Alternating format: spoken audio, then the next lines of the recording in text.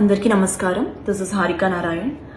నేను రీసెంట్గా వీక్షణ అనే ఒక ఇండిపెండెంట్ మ్యూజిక్ వీడియో చేశాను. అది మన legendary music composer Shri MM Keeravani గారి చేతుల మీదుగా ఆయన బ్లెస్సింగ్స్ తోటి రిలీజ్ చేయడం జరిగింది. అయితే ఇదంతా నేను ఒక రీల్ కింద షూట్ చేసి పోస్ట్ చేశాను అనమాట. అయితే ఇప్పుడు ఈ వీడియో చేయడానికి కారణం ఏంటంటే, ఒక న్యూస్ ఛానల్లోని పర్టిక్యులర్ జర్నలిస్ట్ నా రీల్ని completely out of context use చేసి లైవ్ టెలికాస్ట్లో దాని మీద జడ్జ్మెంట్స్ పాస్ చేస్తూ నెగిటివిటీ స్ప్రెడ్ చేయడం జరిగిందనమాట. నాకు అది అస్సలు నచ్చలేదు.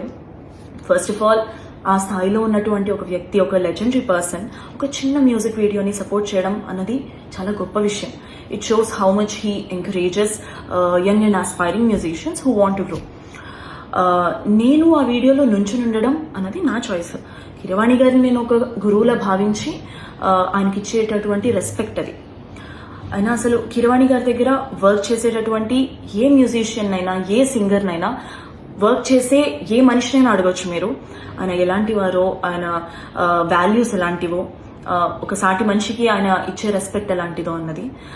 ఇన్ఫ్యాక్ట్ బియాండ్ మ్యూజిక్ ఆయన దగ్గర నుంచి నేర్చుకోవాల్సిన విషయాలు చాలా ఉన్నాయి. About life, about values and everything. Personally this is my feeling.